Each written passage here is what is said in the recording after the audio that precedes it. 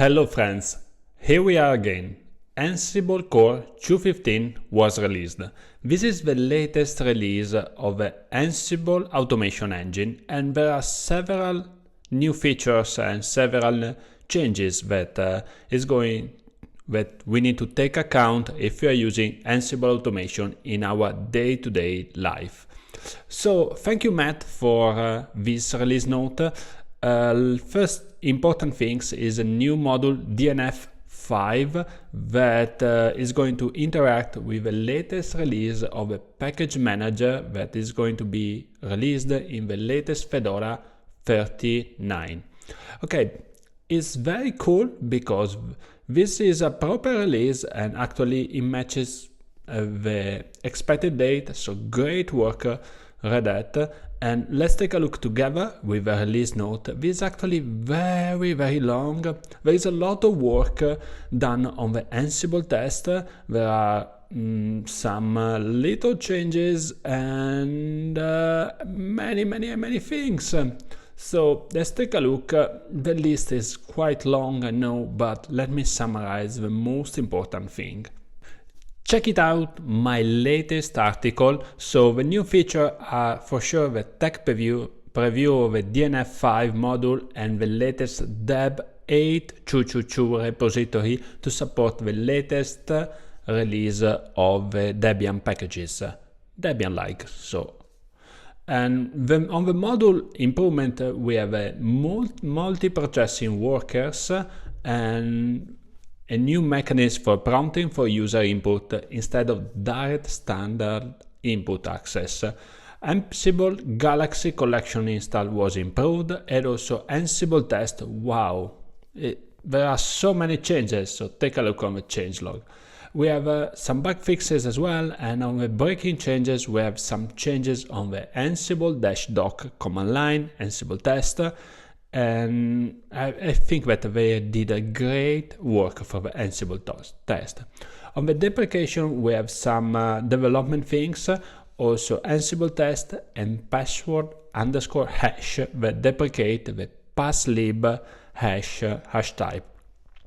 There is one thing that in my opinion will be interesting, like the vars specify a list of dictionary for vars is deprecated in favor of specify directly at dictionaries. This might be a game changer for your playbook, so be careful on this kind of stuff. And as usual, some documentation things. Now, let's jump on the terminal to install the system. Get ready for some fun. Welcome to my terminal. First things is to create a Python virtual environment, so let me use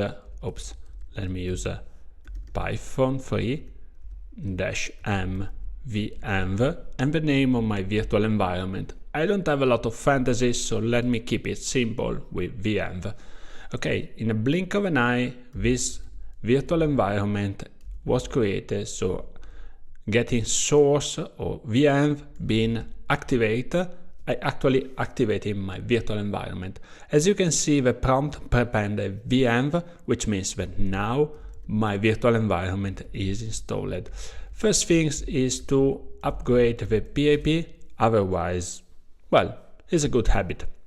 And once we have a PIP, the Python virtual environment, we can install whatever we want. In this case, ansible-core = 2.15.0. In this way, we get the exact version that we want. I was already downloading all the dependencies, so it's super fast. If you need to download, just need to wait till everything is up to date. And let me check it out, the current version of Ansible. Oh, it's not loaded, the current one, so let me deactivate the virtual environment and reactivate again. So venv being activate. Cool, I'm back inside of my virtual environment. This time let me check it out, Ansible -- version, and we have Ansible-core 2.15.0. Cool, now we can move forward in our automation journey and use all the commands. As usual, Ansible-playbook execute our playbook. And as you can see, all the utilities are up to date. That's great. Now we can move forward in our automation journey. Cool. Great work, Red Hat. Cheers. Cool. So, Ansible Core 2.15, release name 10 years gone, is the released. So what's next? Let's take a look together on the Ansible website on the roadmap. As you can see, 2.15 was released perfect on time because the release plan was to release on 15th of May, and it was. So great job with that. Now 2.16 roadmap started, and as you can see, we already are in development phase 1, followed by 2 and 3, and we're expecting a release candidate by 16th of October with a release of the 6th of November. So great work, Ansible Core team. Enjoy the fun and see us in November for the latest release of Ansible. I'm expecting some